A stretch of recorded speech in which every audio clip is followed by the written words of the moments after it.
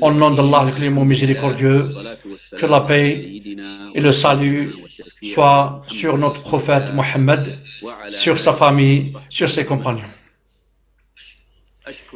En guise d'introduction, je remercie cette organisation Bini qui a organisé cette rencontre et a organisé d'autres rencontres auparavant.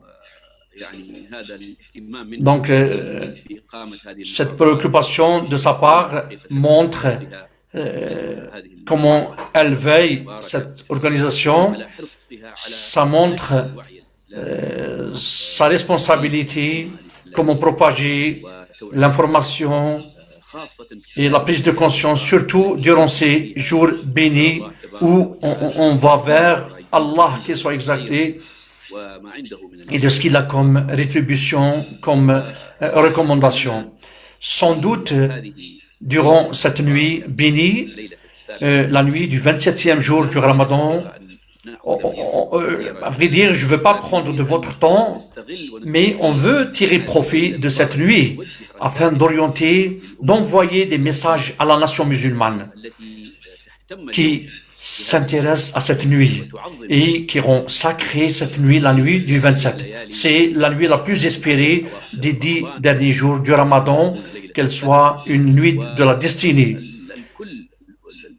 Et tous les musulmans veillent à guetter, à accomplir cette nuit et à invoquer Allah, à réciter le Coran et de faire tout ce que le prophète nous a appris. Donc, ils vont s'attarder dans l'accomplissement de la prière, dans la prosternation, dans l'inclinaison et dans l'invocation.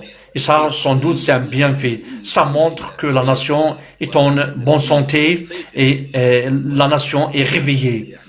La nation n'est pas morte grâce à Allah.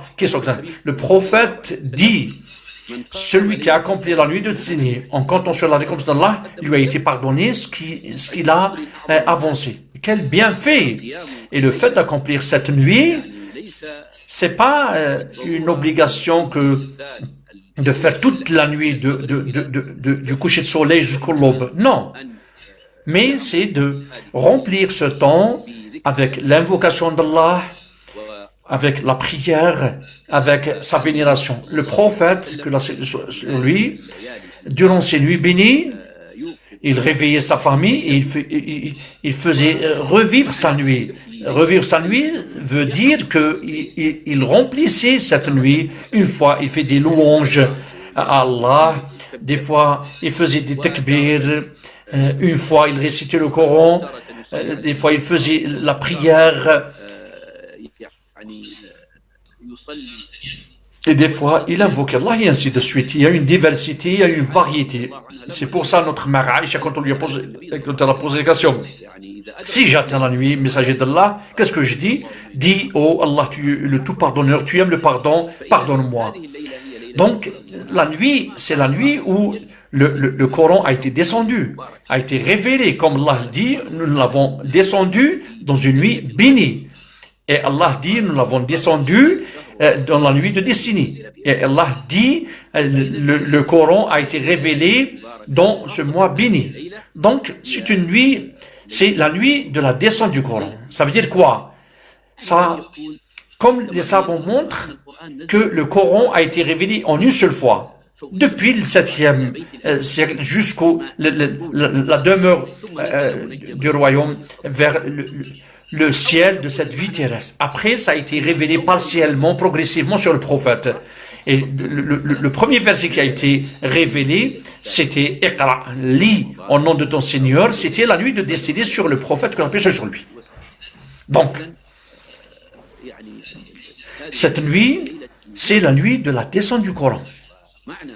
La descente du Coran veut dire la nuit du Coran, du Saint-Coran. C'est pour ça qu'il faut se réviser.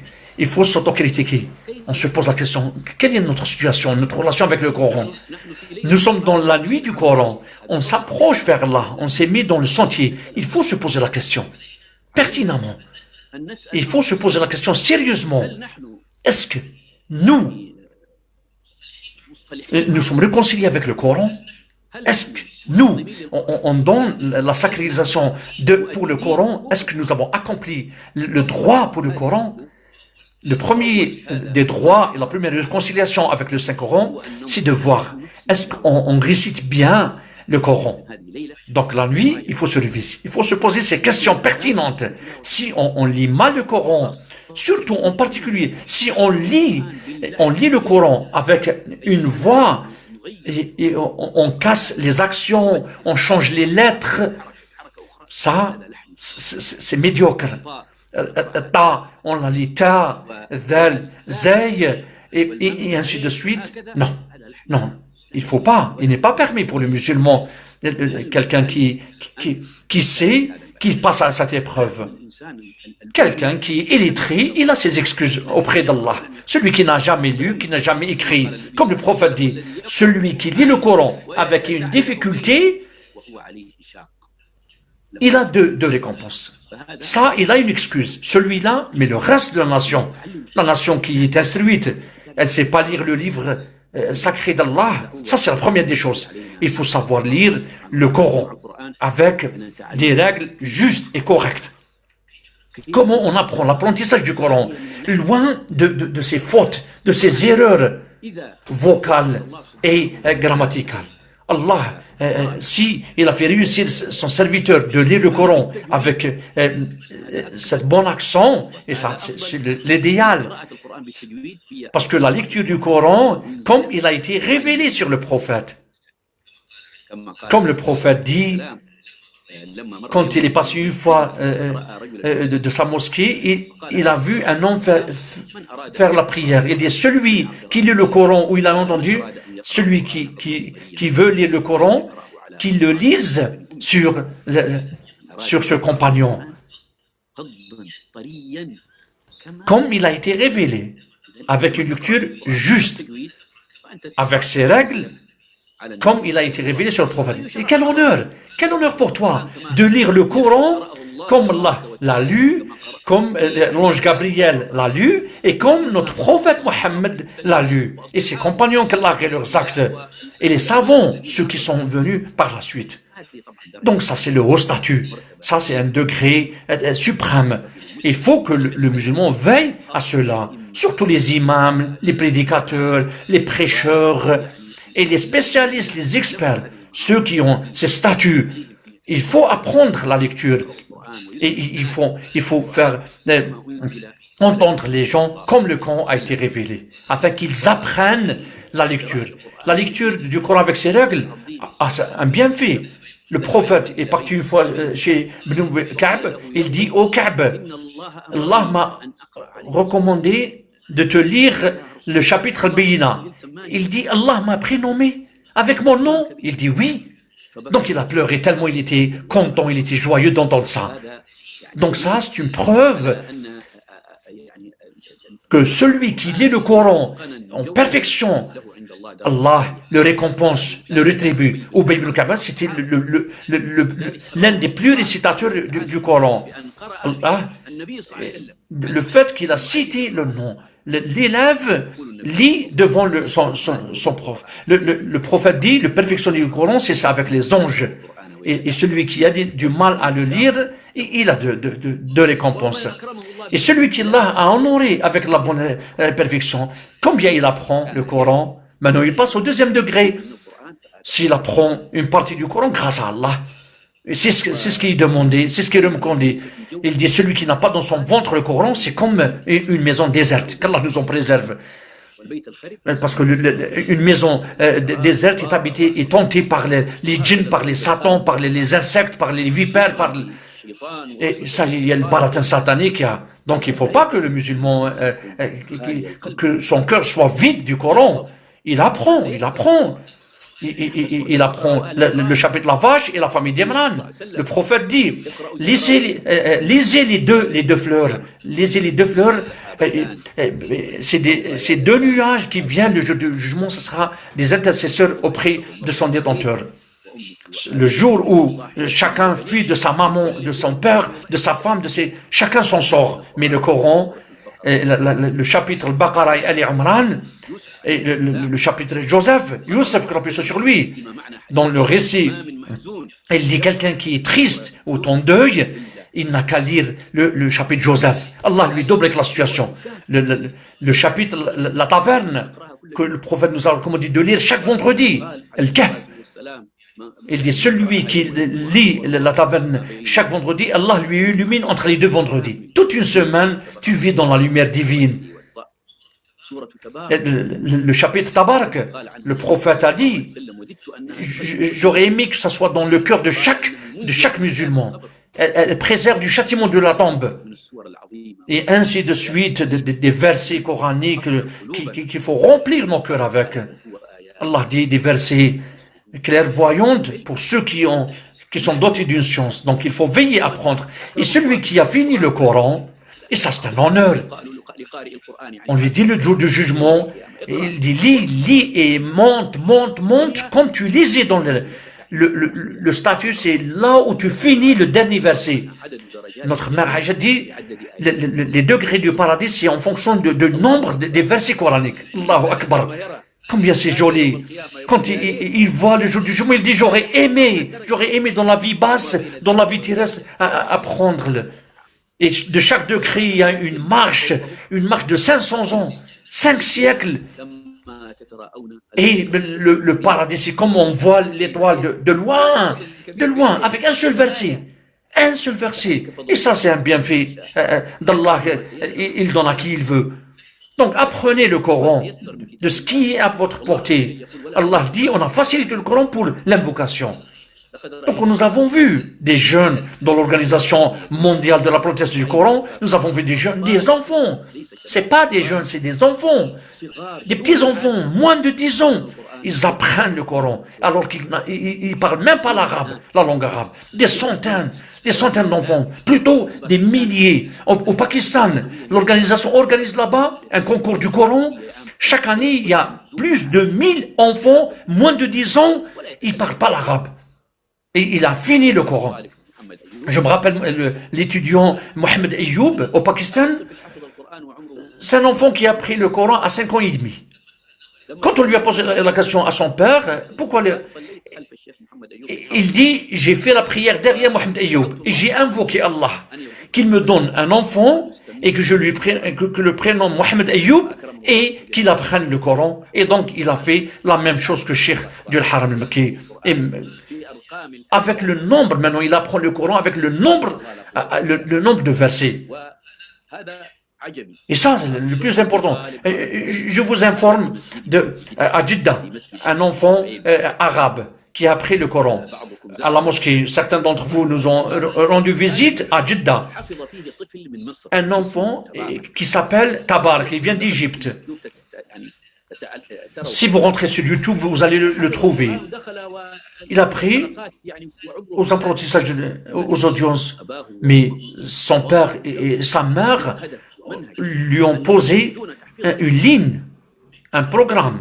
Avant sa naissance, ils posaient des planifications, des programmes, et ils invoquaient Allah. Quelqu'un qui trace un objectif, il arrive, il l'atteint. Donc, cet enfant, combien il a fini? Il a fini le Coran à 4 ans et demi. Au nom d'Allah, quand on l'a mis sur la chaise, après la prière du vendredi, le jour où, afin que les gens le voient, ils ne pouvaient pas le voir. Les dernières rangées. On l'a posé sur une chaise. Un petit enfant de 4 ans et demi.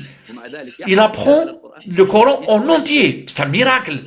Nous avons descendu le Coran et c'est à nous de le préserver. Oh, les gens de la nuit de destinée.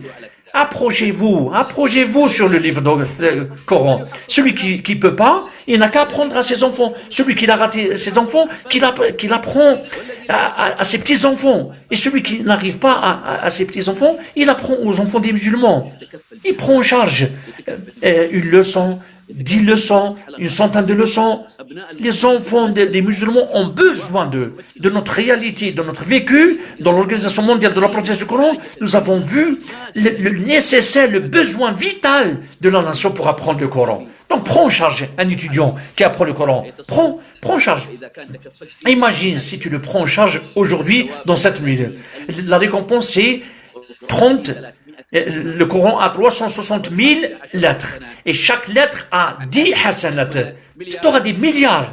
Tu auras des milliards de hasanat. C'est un bienfait d'Allah qui donne à qui il veut. Le prophète dit, le meilleur d'entre vous, c'est celui qui apprend le Coran. Après, et celui qui est doté de l'apprentissage et de perfection, est-ce qu'il comprend le Coran? Ça, c'est un autre degré. Est-ce qu'ils ne portent pas réflexion pour l'apprentissage du Coran? Ou sinon leurs cœurs sont bloqués? Il faut porter des réflexions. Il faut réfléchir. Et pour réfléchir, il faut comprendre. Grâce à Allah, aujourd'hui, tout est à disposition. Les interprétations du Coran, les grandes interprétations, ou les résumés, les interprétations en résumé, médium ou simplifié. Tu achètes un Coran, en marge, il y a des interprétations. Subhanallah, grâce à Allah, un mot et son sens. Un mot et son sens. Il n'y a pas de difficulté. Tout est à la portée. Toi, tu lis le Coran, si tu trouves un verset ou un mot, juste à côté, à la marge, à droite ou à gauche, tu vois le sens. Donc avec toute simplicité, maintenant il y a le stylo parlant, tu poses sur le verset et il te donne l'explication, il te lit, il te récite, il te traduit en plusieurs langues. Qu'est-ce que tu veux de ça? On a facilité le Coran pour celui qui veut se rappeler. Donc si on comprend le Coran, on porte réflexion. Et si on porte réflexion, on a la crainte d'Allah. Et on pleure de la crainte d'Allah, de la grandeur d'Allah. Le Coran, le Saint-Coran plein de miracles, qui a étonné les savants dans chaque spécialité. Les savants spécialistes, les experts dans chaque domaine de la vie. Donc sans doute si on comprend le Coran et on a porté des réflexions, notre récompense est grandiose, est amplifiée. Plus celui qui ne porte pas réflexion. Nos ancêtres disent, celui qui lit le chapitre, la vache, avec une réflexion, mieux que celui qui lit le Coran tout entier sans réflexion. Vous voyez la différence? Un seul chapitre, mieux que le Coran, oui. Oui, ils disent oui. Pourquoi? Parce qu'il l'a lu avec réflexion, il a réfléchi, il a essayé de comprendre le sens avec une attention du cœur. Mais par contre, celui qui a lu le Coran, il arrive le numéro, après il met le fait séparateur, le verset 10, 20, c'est des chiffres insignifiants, non parlants, il avance. Même durant cette nuit. Donc il n'est pas demandé de faire 100 rak'at, par exemple. Le prophète a fait 8 rak'at. Si tu arrives à accomplir 8, 16 moins, plus, mais pour des réflexions, essaye de réfléchir, essaye de comprendre le sens des versets. Allah aime la réflexion. Pour celui qui porte une réflexion et la crainte et de pleurer. Et c'est ça ce qu'ils faisaient les prophètes, et notamment notre prophète Mohammed. Après, on se réconcilie avec Allah dans la mise en pratique du Coran. Allah dit, et le prophète dit, oh mon Seigneur, ma tribu a pris le Coran en ignorance. Les savants disent, celui qui lit pas le Coran, il l'a ignoré. Et c'est marginalisé. Il l'a isolé. Et celui qui lit le Coran, il n'a pas compris le Coran, il l'a aussi isolé. Il a isolé le sens. Combien de musulmans ont ignoré, se sont séparés du Coran? Combien? Et celui qui lit le Coran, il a compris, il l'a pas pratiqué, et il l'a isolé aussi. Donc ça, c'est l'isolement pratique. Tu ignores. À quoi bon? À quoi bon de rendre la nuit destinée sacrée et de faire la prière et de lire le Coran?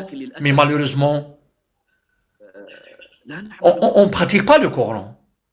Et le Coran n'est pas dans notre vie quotidienne. Les versets coraniques nous recommandent le bon comportement, la sincérité, la responsabilité. Ni sincérité, ni...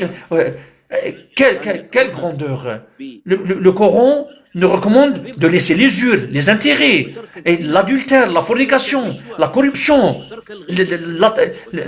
la tricherie, de laisser l'alcool, le vin, et ainsi de suite des péchés. Il nous recommande la sincérité, le bon traitement, la bienfaisance aux gens, au voisinage, aux parents, et aux proches. Et nous, on trouve qu'on ne pratique pas, ou certains d'entre nous ne pratiquent pas, malheureusement. Donc le Coran n'est pas descendu afin de lire, d'entendre les belles voix. Le Coran n'est pas descendu pour réciter en bonne et due forme. Le Coran n'est pas descendu pour voir juste le sens, c'est le miracle coranique. Non, non, non. Le Coran est descendu pour le faire en pratique. Pour Aïcha, notre mère, qu'Allah agrée ses actes, dit, quand on a posé la question sur les mœurs du prophète, elle dit, ces mœurs, c'était le Coran. C'est pas seulement les mœurs, ou l'éthique ou la morale, non. Ça veut dire une ligne de conduite. Une ligne de sa vie, sa conduite de vie. Ça veut dire une marche. La ligne et le chemin dont il a emprunté, c'était le Coran. C'était une vie tout entière qui concrétise le Coran. Chaque verset que tu lis dans le Coran, et grâce à Allah, tu fais partie de ces versets, tu dis Alhamdulillah. Mais si tu en fais pas partie, tu demandes à Allah qu'il te laisse parmi ce verset, afin qu'il accepte de te repentir, afin que tu ne t'opposes pas ou tu ne te contredis pas l'ordre divin. Quand on a posé la question à un de nos ancêtres, il dit, un des jeunes apprend le Coran. Et ça, je pense, il faisait partie des compagnons. On lui a posé que ce jeune apprend le Coran. Il dit, il apprend que celui qui le rend licite, licite, et l'illicite, l'illicite. Celui qui ne transgresse pas, celui qui pratique le Coran. C'est celui-là. Il fait partie des gens du Coran. C'est les gens d'Allah. Comme le prophète dit, les gens du Coran, c'est pas ceux qui lisent le Coran et ils le récitent, mais qu'Allah nous en préserve, ils ne le pratiquent pas. Ceux qui l'interprètent pour les gens et ils montrent son miracle linguistique alors qu'ils ne pratiquent pas le Coran. Non, non. C'est pas ceux qui finissent la fin du Ramadan ou 5 finitions ou 10, non, sans pour autant pratiquer le Coran. Non, non, non. Il faut pratiquer le Coran. Il faut le concrétiser dans ta vie. Il faut que ça soit une ligne de conduite. C'est la constitution qu'on doit pratiquer, se conformer. Tout ce qu'on fait, notre référence, c'est le Coran. Qu'est-ce qu'il y a dans le Coran? Allah a créé l'être humain, a fait descendre avec l'être humain ce livre sacré pour vivre dans cette vie une belle vie, une bonne vie, en bonne et due forme. Mais s'il n'a pas pratiqué le Coran, qu'Allah nous en préserve, c'est un problème. C'est un grand problème. Ça montre que l'être humain n'a pas sacrifié, n'a pas rendu le Coran sacré. Celui qui rend le culte d'Allah sacré, ça fait partie de la piété des cœurs. Donc, durant cette nuit destinée, qu'on se réconcilie avec Allah et qu'on se réconcilie avec le Coran. Si on ne lit pas bien, il faut apprendre. Si on n'apprend pas, il faut apprendre le Coran. Si on ne comprend pas, il faut opter pour la compréhension. Si on ne pratique pas le Coran, c'est un grand problème. Il faut le mettre, il faut faire un effort. Il faut fournir des efforts pour pratiquer le Coran. De comprendre le Coran à travers l'interprétation des savants. Il ne faut pas lire le Coran et on l'interprète avec notre propre guise. Non, notre référence, c'est les savants. Ceux qui essayent d'expliquer à leur manière, à leur guise, le Coran et le pratiquent. Non, il faut revenir à la référence des savants, à l'interprétation avec la tradition prophétique. Le Coran est interprété par le Coran à travers les savants qu'Allah a dotés. Ce savoir, on revient à l'interprétation des savants, des spécialistes du Coran, des experts du Coran, ceux qui ont pris cette interprétation du Coran et la tradition prophétique. Le prophète dit, je vous ai laissé 2 choses. Si vous y attachez, vous ne serez jamais égarés, le Coran et la tradition prophétique. J'invoque Allah le Tout-Puissant, qu'il nous laisse parmi les gens du Coran, ceux qui sont les gens d'Allah.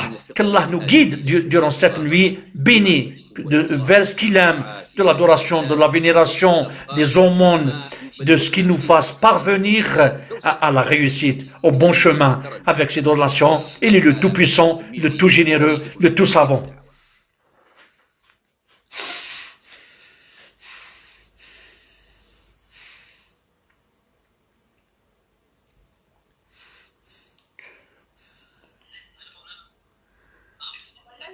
Donc, Cheikh,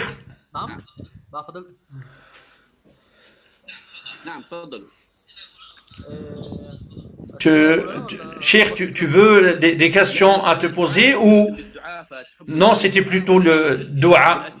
Vous voulez les questions après le dua ou l'inverse, comme vous voulez, hein? Je reste à votre écoute. Donc, on commence par les questions. Salam alaikum. Comment la femme qui a ses règles pour la nuit du Destinée? Non, la nuit du Destinée, la femme qui est atteinte de ces mensurations, il n'est pas permis, elle n'est pas empêchée. Elle peut lire le Coran sans toucher le Coran. Elle peut invoquer Allah qui soit exalté. Subhanallah, alhamdulillah, la ilallah, Allahu Akbar. La hawla wa la quwwata illa billah. Subhanallah bihamdih, la ilaha illallah. Toutes ces invocations, et qu'elle fasse les prières sur le prophète, elle invoque Allah. Donc cette nuit, celui qui l'a fait revivre, c'est avec l'invocation d'Allah, avec le Coran et avec l'invocation. Par contre, la prière, elle ne peut pas faire la prière, mais sinon, elle a la récompense. Si ça coïncide, ces mensurations avec cette nuit, elle prend la récompense tout entière, comme les autres, des musulmans et des musulmans. J'invoque Allah qui n'empêche personne, qui ne prive personne de sa donation et de son bienfait. Donc le Umrah, quelqu'un qui pose la question, le Umrah c'est pour une seule personne. Si tu fais le petit pèlerinage pour toi, c'est pour toi. Si tu veux pour quelqu'un d'autre, un proche qui est décédé, tu fais une Umrah, c'est une seule fois, pour une seule personne. Tu ne peux pas faire 2 ou pour 3 personnes dans une seule Umrah. Non. Le Umrah et le Hajj, le petit et le grand pèlerinage, ce sera pour une seule personne. Il n'est pas permis de faire le Umrah, sauf s'il l'accomplit pour lui-même, après il l'accomplit pour autrui, pour ses proches, et ainsi pour le pèlerinage, le grand pèlerinage. Qu'Allah accepte de nous et de vous les bonnes œuvres.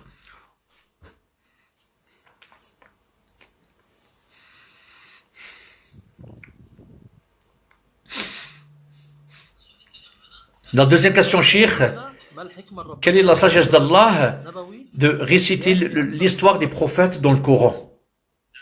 Ça prend une bonne partie, oui, pour adoucir le cœur du prophète et pour tous les musulmans. Ceux qui passent à l'épreuve dans tout lieu et dans chaque époque, parce que les prophètes, que la paix soit sur eux, Allah les a passés à l'épreuve, comme le prophète dit. Les gens les plus qui passent à l'épreuve, c'est les prophètes. Donc l'être humain passe à l'épreuve en fonction de sa foi. Donc les épreuves et les tests qu'Allah a mis sur terre, afin d'alléger les douleurs des musulmans, ceux qui passent à l'épreuve, et combien de musulmans qui passent à l'épreuve dans chaque lieu, en particulier cette époque, sur la religion, sur la droiture, Allah les passe à l'épreuve afin de tester leur foi et de s'assurer de leur sincérité. Donc cette épreuve, cet examen laisse ces récits des prophètes une patience pour eux et l'allègement pour leur douleur, leur tristesse. J'invoque Allah qu'il adouce de la nation du prophète Mohammed, de nos frères et sœurs qui passent à l'épreuve dans tout lieu, les faibles, les nécessiteux, qu'il leur débloque la situation et qu'Allah soulève l'épreuve sur eux, de la pauvreté, de la tristesse, de la maladie et de l'exode et les tout proches.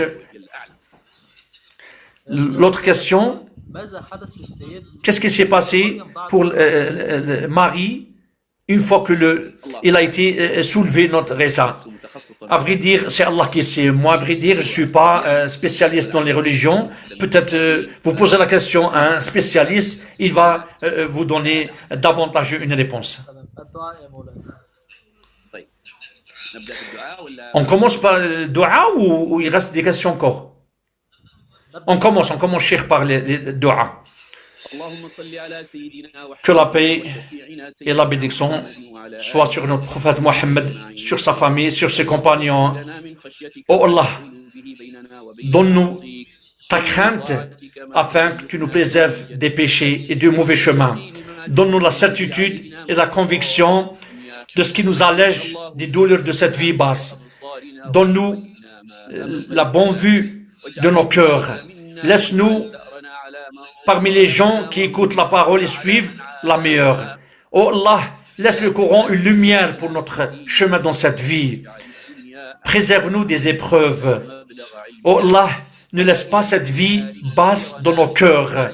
Réserve-nous un meilleur sort et le paradis, notre demeure éternelle.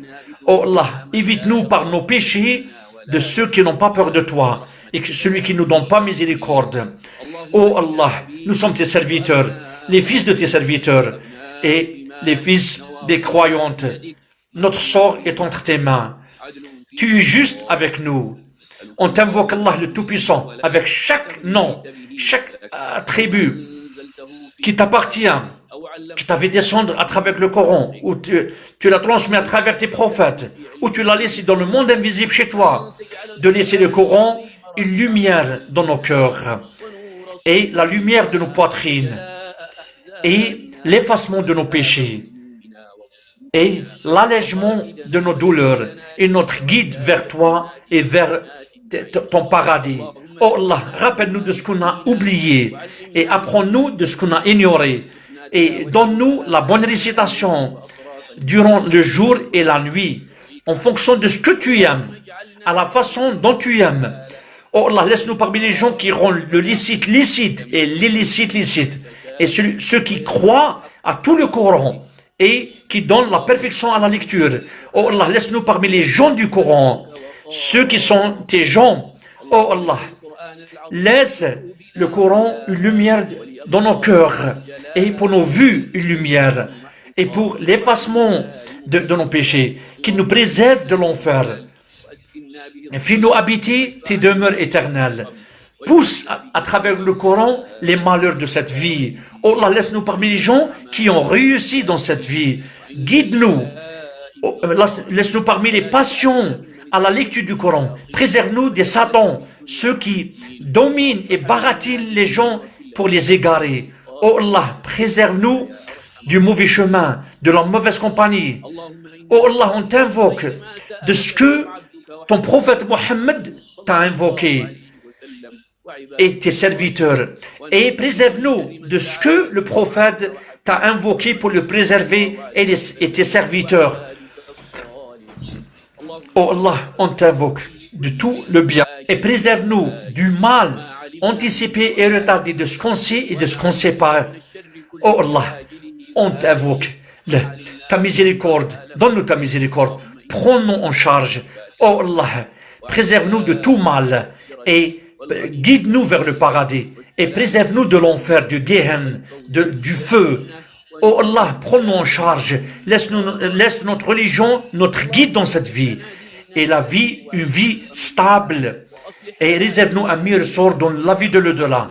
Oh Allah, laisse-nous une prolongation dans cette vie pour tout bien et laisse un raccourci et la mort repos de tout mal. Oh Allah, débloque la situation des nécessiteux, des pauvres, des malheureux. Acquitte-nous de nos dettes. Guéris nos malades, oh Allah, les malades du musulman. Oh Allah, dis-nous la magie des sorciers et des magiciens. Oh Allah, déstérilise les femmes, marie nos jeunes. Oh Allah, aide. Laisse-nous parmi les gens qui prennent leurs parents en charge. Ceux qui sont décédés, accorde-leur la miséricorde dans leur tombe. Et ceux qui sont encore vivants, prolonge leur vie. Laisse-les en bonne santé. Et laisse-nous parmi les gens qui traitent bien leurs parents. Prends-nous en charge, préserve nos enfants de tout détournement. Laisse nos enfants nous traiter en bonne et due forme. Décore la foi et enracine-la dans nos cœurs. Préserve-nous de la débauche. Oh Allah, laisse-nous parmi les gens qui guident et qui sont guidés. Oh Allah, préserve nos enfants de la mauvaise compagnie. Laisse-les parmi les gens qui se conforment à la tradition, fréquentation. Oh Allah, préserve nos enfants. Oh Allah, pardonne à tous nos morts et les morts des musulmans, ceux qui t'ont témoigné à ton unicité et le message à ton prophète et sont décédés ainsi. Oh Allah, pardonne-les. Oh Allah, préserve-les de l'enfer. Honore leur statut et élargis leur tombe. Et purifie-les de leurs péchés. Oh Allah, les récompense nos parents.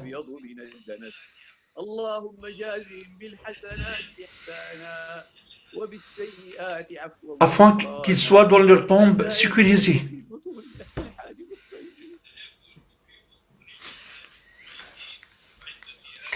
Et le jour du jugement seront parmi les gens qui ont réussi. Oh Allah, illumine leur tombe, élargis leur tombe. Oh Allah, accorde-nous la miséricorde si on arrive à eux, en dessous de la tombe, quand on sera seul. Accorde-nous la miséricorde quand nos parents nous lavent, quand ils nous enroulent, quand ils nous portent sur leur dos, et ils nous amènent vers nos tombes, nos demeures, et ils ferment nos tombes. Oh Allah, laisse nos tombes comme des jardins paradisiaques, et ne laisse pas nos tombes comme des trous de l'enfer. Oh Allah, donne-nous avant la mort une repentance, et à la mort une attestation de l'unicité, et après la mort un pardon. Ce que tu as partagé, oh Allah, durant cette nuit bénie, du bien, de préservation. Donne-nous une part, oh Allah, une grande part, et de ce que tu as donné, comme épreuve, comme préserve-nous de ces épreuves, oh Allah. Oh Allah, laisse-nous parmi les gens qui ont atteint, qui ont guetté cette nuit, et ils ont gagné de cette rétribution. Oh Allah, notre Seigneur, est-ce qu'il y a un autre Dieu pour l'invoquer? Ou est-ce qu'il y a un autre Dieu dans cet univers pour l'invoquer? Ou est-ce qu'il y a un tout-puissant à qui on va se plaindre alors que tu es le tout généreux? À qui on demande secours et tu es notre secours? À qui on demande pardon, tu es le tout pardonneur. Tu es le premier, le dernier, l'apparent, l'inapparent. Oh Allah, le tout-puissant, le créateur, le tout miséricordieux, le tout clément, à qui donne secours aux faibles, aux nécessiteux. On est entre tes mains. Oh Allah, guide-nous. Celui qui répond ou ceux qui le demandent. Oh Allah, le miséricordieux de cette vie et de la vie. Accepte notre repentance. Oh Allah, préserve-nous, préserve nos coups et le coup de nos parents. Durant cette nuit, préserve-nous de l'enfer, du Gehenna. Préserve-nous, nos femmes, nos enfants, nos parents, nos frères, nos sœurs, nos oncles, nos tantes et tous nos proches, nos formateurs, nos enseignants, ceux qui nous ont aimés et ceux qu'on a aimés dans ton sentier pour ta cause, celui qui nous a demandé l'invocation, celui qu'on a demandé avec ta miséricorde, le tout miséricordieux.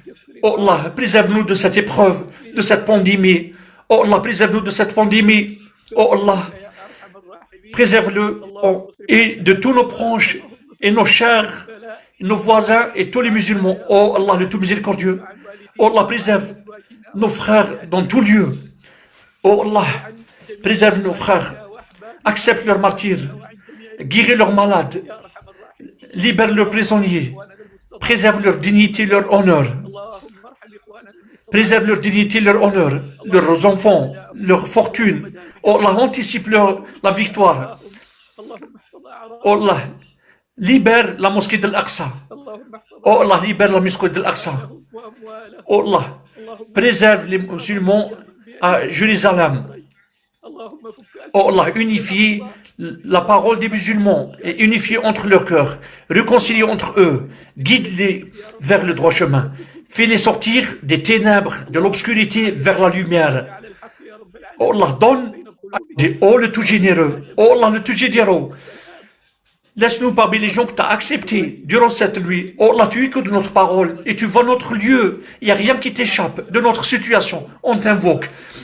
L'invocation des nécessiteux, des faibles, ceux qui sont entre tes mains. On est soumis à toi. Ceux qui pleurent devant ta grandeur. Oh Allah, laisse-la une heure d'acceptation, de validation avec ta miséricorde, oh le tout miséricordieux. Oh Allah, préserve-nous d'un cœur dur, des yeux qui ne versent pas des... Préserve-nous, donne-nous ta satisfaction, préserve-nous de ta colère. Oh Allah, préserve-nous de ta colère. Oh Allah, que la paix et le salut soient sur notre prophète Mohammed, notre modèle, sur sa famille, sur ses compagnons et tout ce que l'on fait. Louange à Allah, le maître de l'univers, et que la paix et la bénédiction sur tous les prophètes. Amin, amin, ya Cheikh. Merci beaucoup pour ces évocations. À la fin de cette rencontre, il ne nous reste que de remercier au nom de l'Organisation européenne des centres islamiques, le Cheikh Abdallah Bousfar, pour cette intervention, pour ces invocations, pour ce grand savant.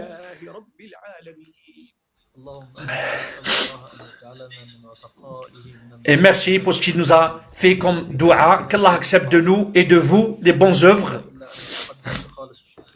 qu'il nous laisse parmi les gens qui font revivre et qu'il les regroupe sur le lac du prophète, que la paix soit sur lui, et avec lui au paradis. Allah accepte de nous et de vous. Alaykoum salam, Cheikh. Suivez-nous demain au programme de récitation du Coran à 5h heure Mac, 6h heure 5h heure suisse. Qu'Allah accepte de nous et que la paix soit sur vous. Salam alaikum.